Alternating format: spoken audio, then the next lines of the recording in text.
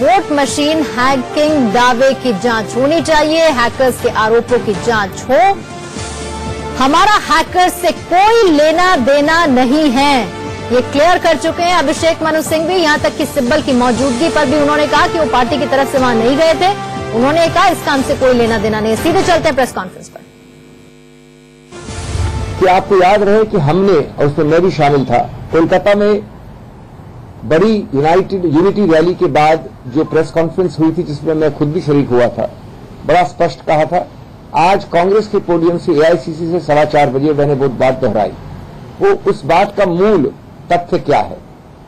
मूल बात है कि आज विश्व भर में मुश्किल से 5-6 देश बचे हैं जो इन मशीनों का इस्तेमाल करते हैं, और जो बहुत विकसित देश हैं, कई प्रदेश यूएसए में,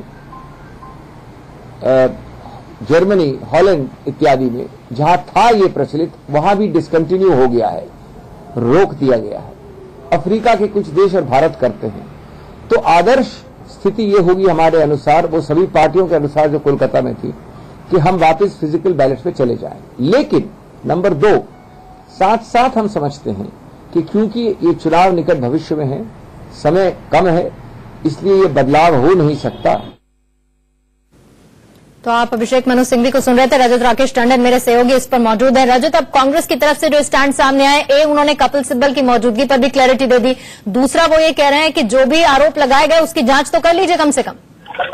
देखिए, कांग्रेस का अपना स्टैंड है। कांग्रेस ने साफ कह दिया है कि वो ईवीएम के पक्ष में नहीं है, इसीलिए वीवीपैट की मांग करी। वो मानते हैं कि इस समय चुनाव के लिए कम समय बचा है, इसलिए पूरे देश में बैलेट पेपर से चुनाव नहीं हो सकता है। लेकिन वो कहते हैं कि अगर वीवीपैट 50% से ज्यादा काउंट होते हैं तो उससे सहमत है। ईवीएम पर सबसे पहले सवाल बीएसपी और आपने उठाया था, उसके बाद कांग्रेस भी उसमें शामिल हुई थी। लेकिन अब कांग्रेस इस बात को मानती है कि ईवीएम के ही जरिए अगला लोकसभा चुनाव हो, क्योंकि अब वक्त नहीं बचा है कि बैलेट पेपर की तैयारी हो। लेकिन वीवीपैट पे कांग्रेस पुश कर रही है कि 50% से ज्यादा काउंटिंग देश भर में हर जगह हो, भले ही उसमें समय ज्यादा लगे। लेकिन रजत, ये क्लैरिटी ये नहीं मिल पा रही। अब कांग्रेस की तरफ से जैसे प्रेस कॉन्फ्रेंस की गई, इस प्रेस कॉन्फ्रेंस का राजनीतिक लिहाज के अलावा कोई मायने था? क्योंकि इलेक्शन कमीशन बहुत क्लियर कर चुका है और वो हमारी अपनी संस्था है। देखिए, इलेक्शन कमीशन ने मुझे याद है 1 साल पहले सभी पार्टियों को ये चैलेंज दिया था कि आप आइए और ईवीएम हैक करके दिखाइए। उस वक्त कांग्रेस का भी एक प्रतिनिधि मंडल गया था जिसमें टेक्निकल स्टाफ भी था, लीगल स्टाफ भी था, और लीगल टेस्टिंग के समय कांग्रेस पीछे हट चुकी थी। तो आप कह सकते हैं कांग्रेस इस पक्ष में है कि हाँ, ईवीएम हैक नहीं हो सकती, लेकिन ऑन रिकॉर्ड नहीं बोलते हैं। कांग्रेस अभी भी इस बात को कहती है कि हाँ, बैलेट पेपर से चुनाव हो, लेकिन 2019 के लिए समय नहीं बचा है, इसलिए उसको नहीं माना जा रहा है। कांग्रेस कह रही है कि आप चुनाव ईवीएम से कराइए क्योंकि वक्त नहीं है, लेकिन हाँ, 50% से ज्यादा जो पेपर ट्रेल है वो कराया जाए। लेकिन अब रजत, इस पूरे मसले को आगे आप अभी कहां आते हुए देख रहे हैं? क्योंकि बीजेपी ये क्लियर कर चुकी है कि आपकी जो ईवीएम मशीन है वो हैक हो नहीं सकती, इलेक्शन कमीशन क्लियर कर चुका है, कांग्रेस की तरफ से प्रेस कॉन्फ्रेंस की जा रही है। तो कुल मिला के गहमा गहमी का मुद्दा तो रहेगा अगले 2-3 दिन। ये बिल्कुल रहेगा, लेकिन क्योंकि 3 राज्यों में कांग्रेस पार्टी चुनाव जीती है, इसलिए बहुत ज्यादा ईवीएम को अटैक नहीं कर सकते। क्योंकि आप जैसे ईवीएम को अटैक करेंगे, हमेशा बात यही सामने आएगी कि आप 3 राज्यों में जीते हैं। इसलिए कांग्रेस फूक के कदम रख रही है।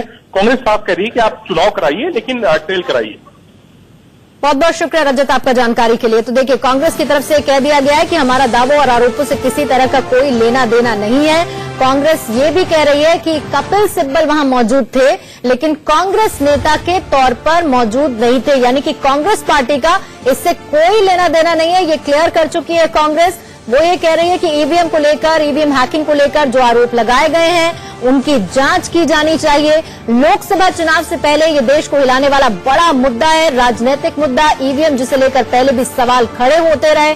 बंगाल में हमने विपक्षी एकजुटता के मंच पर देखा, जहां फिर से ईवीएम